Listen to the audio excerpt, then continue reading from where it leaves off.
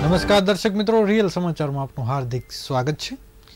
સમાચારોની શરૂઆત કરતા પહેલા એક નજર કરીએ આજના મુખ્ય સમાચારો પર।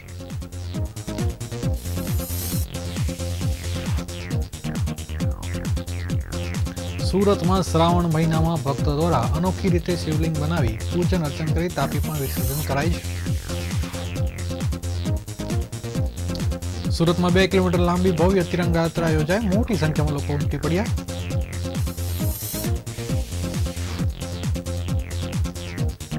લિંબાયત અને અમરોલીમાં 2 મિત્રોએ મળીને મિત્રને જ પતાવી દીધો।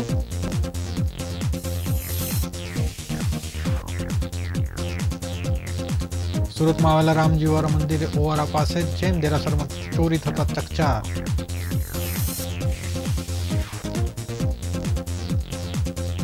અડાજણમાં રહેતી પરિણીતા પર વિધિના નામે બલાત્કાર કરનાર ભુવાની ધરપકડ।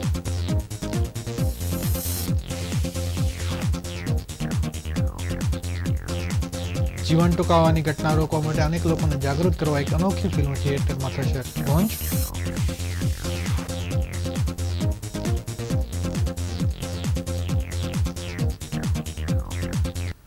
સમાચાર વિગતવાર જોઈએ। શ્રાવણ મહિનો એટલે ભગવાન શિવની આરાધનાનો પવિત્ર સમય। આ માસમાં શિવ ભક્તો વિવિધ રીતે ભોલાનાથને પ્રસન્ન કરવાનો પ્રયાસ કરે છે અને આ જ ભાવના સાથે સુરતમાં એક અનોખું આયોજન કરવામાં આવ્યું છે। સુરતમાં લાડવી ગામ ખાતે જે ગ્રુપ દ્વારા શ્રાવણ મહિનામાં 5,55,555 પાર્થિવ શિવલિંગ બનાવી તેની પૂજા અર્ચના કરવાનો સંકલ્પ લેવાયો છે। આ આયોજન પાછળનો મુખ્ય ઉપદેશ લોકોને આધુનિક યુગની વ્યવસ્થામાંથી થોડો સમય કાઢીને ભગવાન સાથે જોડાવાની તક આપવાનો છે। શિવપુરાણ અનુસાર શ્રાવણ માસમાં પાર્થિવ શિવલિંગની પૂજા કરવાથી ભક્તોની દરેક મનોકામના પૂર્ણ થાય છે અને તમામ પાપોનો નાશ થાય છે। એવી માન્યતા છે કે સ્વયં ભગવાન શ્રી રામે પણ રાવણ સામે યુદ્ધ કરતા પહેલા પાર્થિવ શિવલિંગનું નિર્માણ કરી પૂજા કરી હતી। જે ગ્રુપ દ્વારા 27 જુલાઈથી 23 ઓગસ્ટ સુધી આ કાર્યક્રમ ચાલી રહ્યો છે। વલથાણ કેનાલ રોડ પર આવેલ જે ફાર્મમાં એક વિશાળ ડોમ તૈયાર કરવામાં આવ્યો છે, જ્યાં ભક્તો એકઠા થઈને શ્રદ્ધાપૂર્વક માટીના શિવલિંગ બનાવે છે અને અહીં ભક્તો દ્વારા બનાવવામાં આવેલ શિવલિંગની દરરોજ મહાપૂજા કરવામાં આવે છે। અત્યાર સુધીમાં 3 લાખથી વધુ શિવલિંગની પૂજા થઈ ચૂકી છે। પૂજા બાદ આ તમામ શિવલિંગનું વાજતે ગાજતે તાપી નદીમાં વિસર્જન કરવામાં આવે છે, જે પર્યાવરણની દ્રષ્ટિએ પણ શ્રેષ્ઠ માનવામાં આવે છે અને આ આયોજનની ભક્તો એક અનોખો ભક્તિમય માહોલ સર્જાયો છે।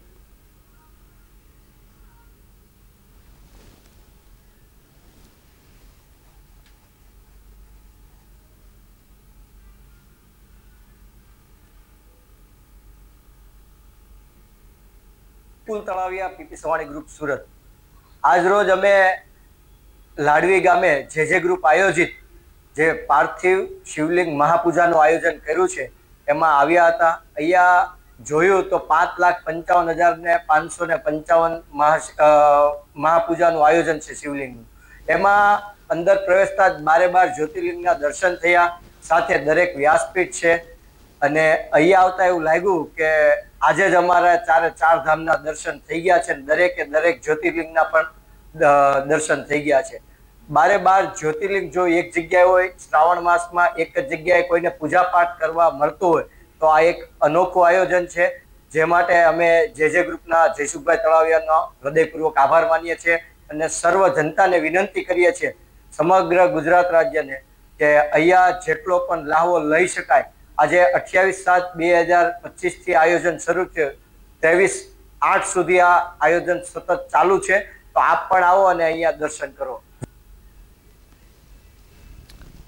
સુરતમાં સ્વાતંત્ર્ય સેનાનીઓના બલિદાન અને ત્યાગને યાદ કરી પીપલોદના વાય જંકશનથી લાલભાઈ કોન્ટ્રાક્ટર સ્ટેડિયમ સુધીની કેન્દ્રીય જળમંત્રી CR પાટીલના અધ્યક્ષસ્થાને 2 કિલોમીટર ભવ્ય તિરંગા યાત્રા યોજાઈ હતી।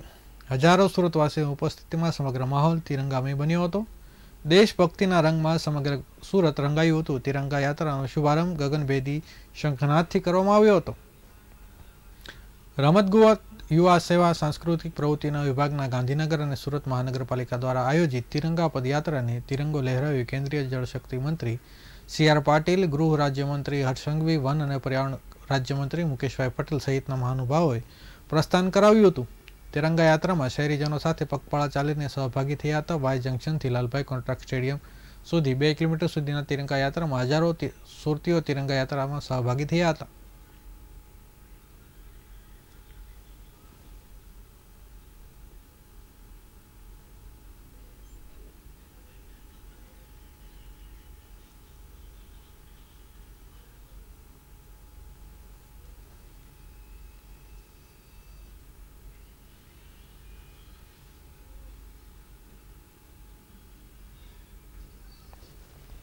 સુરતમાં 2 દિવસમાં જેટલા હત્યાના બનાવો સામે આવ્યો છે. આજે સાંજે લિંબાયત વિસ્તારમાં 2 મિત્રોએ ચપ્પુના ઘા મારી એક મિત્રની હત્યા કરી હતી, જ્યારે અમરોલી વિસ્તારમાં 2 મિત્રોએ એક મિત્રને મોતને ઘાટ ઉતાર્યો હતો. આ સાથે સચિન વિસ્તારમાં એક અજાણ્યા યુવક રહસ્યમય રીતે મોત નીપજ્યું છે, જેની હત્યાની આશંકા સેવવામાં આવી છે. લિંબાયત વિસ્તારમાં આવેલા આસ્તિક નગરમાં 21 વર્ષીય અરુણ રવિન્દ્રભાઈ પાટીલ રહેતો હતો. મજૂરી કામ કરી પરિવારને આર્થિક રીતે મદદરૂપ થતો હતો. 10 ઓગસ્ટના સાંજે અરુણ આકસ્મિક નગર સોસાયટીના નાકા પર 4 રસ્તા પાસે બાઇક પર લઈને બેસવા માટે ગયો હતો, જ્યારે આકસ્મિક નગરના રહેતા મિત્ર દેવીદાસ ઉર્ફે દાદુ અને સન્ની ઉર્ફે મોહનલાલ પણ ત્યાં આવ્યા હતા અને બેઠા હતા. અરુણ અને સન્ની વચ્ચે કોઈ બાબતે બોલાચાલી થઈ હતી. આ બોલાચાલીથી આવેશમાં આવી ગયેલ સન્ની અને દાદુએ પોતાની પાસેનું ચપ્પુ કાઢી અરુણ પર ઉપરા છાપરી ઘા મારતા ઢળી પડ્યો હતો. આ ઘટનાની જાણ થતાં પરિવારજનો અને લોકો દોડી આવ્યા હતા. લિંબાયત પોલીસને જાણ થતાં તે પોલીસ પણ દોડી આવી હતી અને આગળની કાર્યવાહી હાથ ધરી હતી.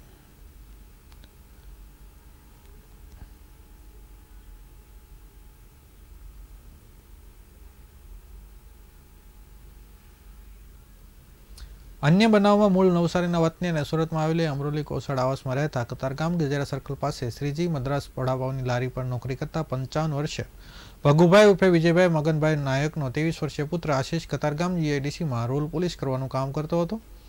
ગત 8 ઓગસ્ટ રાત્રે 11 વાગ્યાની આસપાસ આશીષ તેના ઘરની પાછળ કાંસાનગરમાં 2 મિત્રો રાહુલ અને અજય દેવી પૂજક અને રાહુલ સીતારામ વર્મા સાથે ઊભો હતો. તે સમયે સામાન્ય વાતચીતમાં આશીષ બંને મિત્રોએ ગાળ આપતા તેમની વચ્ચે ઝઘડો થયો હતો. બંને મિત્રો આશીષને માર મારતા હોય ત્યાં જ રહેતી આશીષની મોટી બહેન અર્શિદા નવીનભાઈ રાઠોડની નજર પડતા તેણે ઘર જઈ પિતાને જાણ કરતા તેઓ અન્ય પુત્રી સોનલ, આશીષની પત્ની મોનિકા અને અન્ય તમામ કાંસાનગર દોડી ગયા હતા. પરિવારજનો પહોંચે ત્યારે રાહુલ વર્માએ આશીષને પકડી રાખી.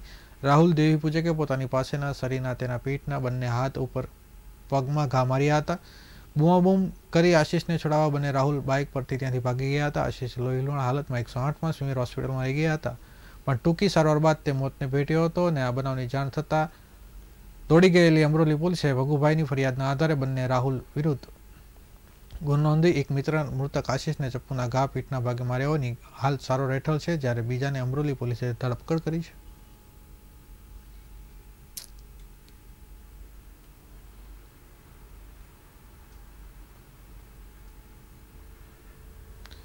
સુરતના સચિન વિસ્તારમાં આજરોજ 10 ઓગસ્ટ 2000 બપોરે 3:30 વાગ્યે આસપાસ 32 વર્ષીય અજાણ્યા યુવકને સચિન વિસ્તારમાં આવેલી નવસારી રોડ પર શિવદર્શન કોમ્પ્લેક્સ પાસે 4-5 અજાણ્યા શખ્સ દ્વારા મારવામાં આવ્યો હતો, જેથી કમરના ભાગના ગંભીર ઈજા થઈ હતી. કોઈ રાહદારી દ્વારા 108 એમ્બ્યુલન્સને કોલ કરવામાં આવતા 108 યુવકને સિવિલ હોસ્પિટલમાં ખસેડવામાં આવ્યો હતો, જ્યાં ફરજ પરના તબીબી દ્વારા તપાસી યુવકને મૃત જાહેર કરવામાં આવ્યો હતો.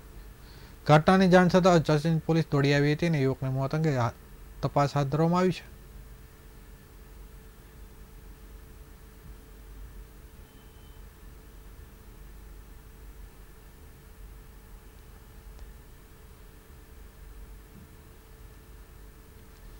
સુરત શહેરના અડધાણ વિસ્તારમાં આવેલ રામજી મંદિર ઓવારા પાસે એક જૈન દેરાસરમાં ચોરીનો બનાવ બનવા પામ્યો છે.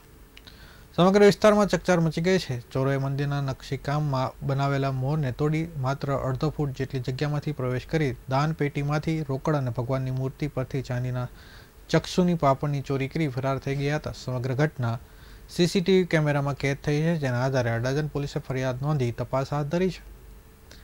આ ઘટના રાત્રે 2:45 વાગ્યાની આસપાસ બની હતી. સીસીટીવી ફૂટેજમાં સ્પષ્ટપણે જોઈ શકાય છે કે 2 ચોર દેરાસરની અંદર પ્રવેશ કરે છે. સૌપ્રથમ એક ચોર દેરાસરના નકશીકામમાં બનાવેલ મોરને તોડીને તેમાંથી અંદર ઘૂસે છે. આ માટે તેણે માત્ર અડધો ફૂટ જેટલી નાની જગ્યાનો ઉપયોગ કર્યો હતો. અંદર પ્રવેશ કર્યા બાદ તે પોતાના નકાબ ઊંચો કરે છે અને ત્યારબાદ અન્ય ચોર માટે દરવાજો ખોલે છે. બંને ચોર દેરાસરમાં પ્રવેશ્યા બાદ સૌથી પહેલા દાનપેટી તોડી નાખે છે અને તેમાંથી રોકડા રૂપિયા ચોરી કરે છે. ત્યારબાદ તેઓ ભગવાનની મૂર્તિ પરથી ચાંદીના બનેલ ચક્ષુની પાંપણ ચોરી જાય છે. સીસીટીવીમાં ચોરોના હાથમાં એક રોડ અને ચોરી કરાયેલ રૂપિયા જોવા મળે છે. પોલીસે અંદાજ મુજબ 70,000 રૂપિયાની વધુની મત્તાની ચોરી થઈ છે. આ સમગ્ર મામલે દેરાસરના ટ્રસ્ટીઓ દ્વારા અડાજણ પોલીસ સ્ટેશનમાં ફરિયાદ નોંધાવવામાં આવી છે.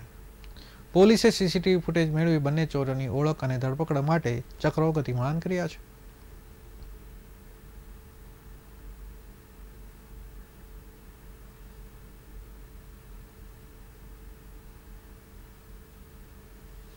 સુરતમાં ભુવાએ દુષ્કર્મ આચર્યાની ચોંકાવનારી ઘટના સામે આવી છે. આરોપી ભુવા ગંગારામ રામદાસ લશ્કરીએ વિધિ કરવાના નામે ભાવનગરથી સુરત આવતી બસમાં જ પીડિત મહિલા પર દુષ્કર્મ આચર્યું હતું.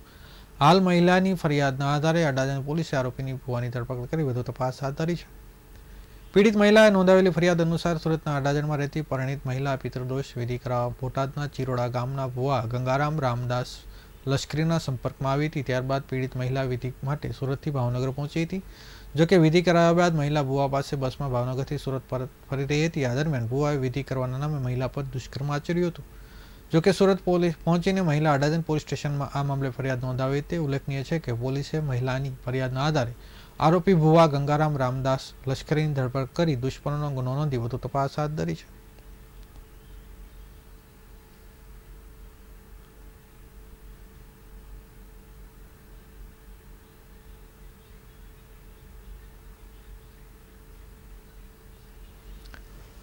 આપઘાતના વધી રહેલા બનાવોને રોકવા માટે લોકો પોલીસની હેલ્પલાઇન નંબરનો ઉપયોગ કરી જીવન ટૂંકતા અટકાવતા માટે બનાવેલી ફિલ્મ 104 રિલીઝ થઈ છે. આ અંગે પ્રોડ્યુસર મીડિયા સાથે વાત કરી હતી.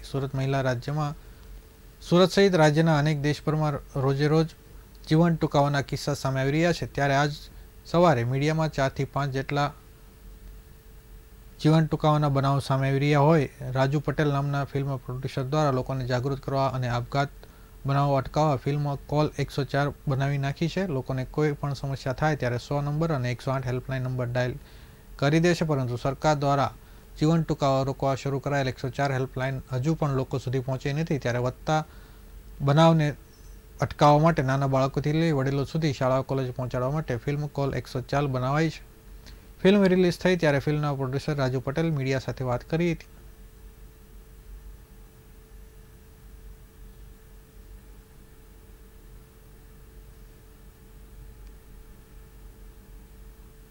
મોટે ભાગે કોઈ પણ ફિલ્મ હોય એનો મુખ્ય હેતુ મનોરંજન હોય છે.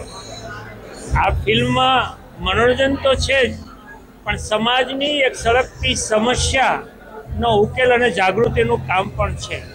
કોલ 104ને કોલ કરો એવો સંદેશ આપતી આ ફિલ્મમાં વર્તમાન સમયમાં જે આત્મહત્યાઓના બનાવો બની રહ્યા છે, લોકો ડિપ્રેશનમાં છે, લોકો સ્ટ્રેસમાં છે, અને જે પ્રકારે આત્મહત્યાઓના બનાવો વધી રહ્યા છે એના માટે જનજાગૃતિની જરૂર હતી. અને એ જનજાગૃતિના અર્થે એક સરસ મજાની થીમ સાથે ભાવેશભાઈએ સ્ટોરી રાઇટ કરી છે, એનું ડિરેક્શન કર્યું છે. અમારે અહીંયા જયભાઈ ઊભા છે એ એના નિર્માતા છે. એક સામાજિક ઉદ્દેશ સાથે આવા હેતુપૂર્ણ ફિલ્મ બની હોય એવી કોલ 104 મને એવું લાગે છે કે અત્યાર સુધીની ગુજરાતી ફિલ્મમાં એક અનોખી આ ફિલ્મ છે. લોકોએ આ ફિલ્મ જોવા જેવી છે, પરિવારને બાળકોને દેખાડવા જેવી છે, જેથી કરીને ડિપ્રેશનનો શિકાર ન બને અને લોકોને આત્મહત્યા કરતા અટકાવી શકે એવો ઉમદા ભાવ આ ફિલ્મમાં રહેલો છે. સુરતના રાંદેરમાં કોન્ટ્રાક્ટરની ગંભીર બેદરકારી સામે આવી છે. કન્સ્ટ્રક્શન સાઇટ પરથી નીચે પટકાતા શ્રમિકનું મોત થયું છે. સેન્ટિંગ કામ કરતી વખતે શ્રમિક નીચે પટકાતા મોત થયું છે. બાંધકામ સાઇટ પર સેફ્ટી વ્યવસ્થા ન હોવાના આક્ષેપ પણ અન્ય શ્રમિકો દ્વારા કરવામાં આવી રહ્યા છે. કોન્ટ્રાક્ટર સામે કાર્યવાહીની પરિવારની માંગ છે અને રાંદેર પોલીસે અકસ્માત મોતનો ગુનો દાખલ કર્યો છે.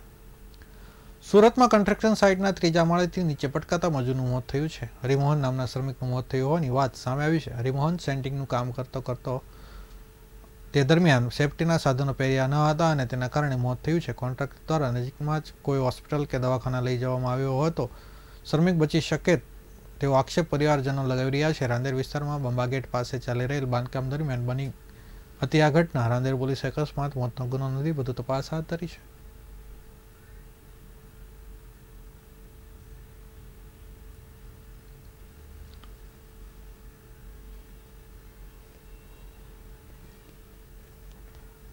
સમાચાર પૂર્ણ કરતા પહેલા ફરી એક વખત નજર કરીએ આજના મુખ્ય સમાચારો પર.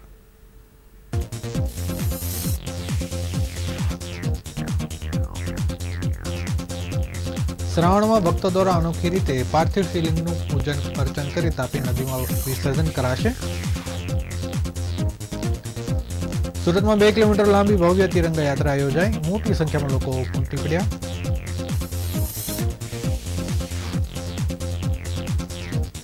લિંબાયત અને અમરોલીમાં 2 મિત્રોએ મળીને મિત્રને જ પતાવી દીધો.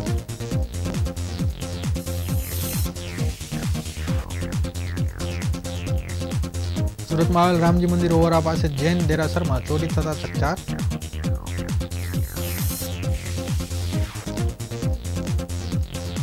અડાજણમાં રહેતી પરિણીતા પર વિધિના નામે બલાત્કાર કરનાર ભુવાની ધરપકડ.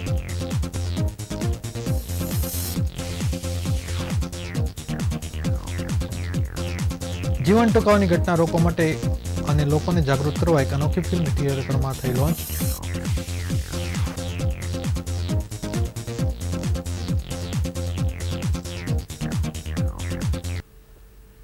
આ હતા અત્યાર સુધીના રિયલ સમાચાર. નવા સમાચારો સાથે ફરીથી મળીશું. ત્યાં સુધી રજા આપશો. નમસ્કાર.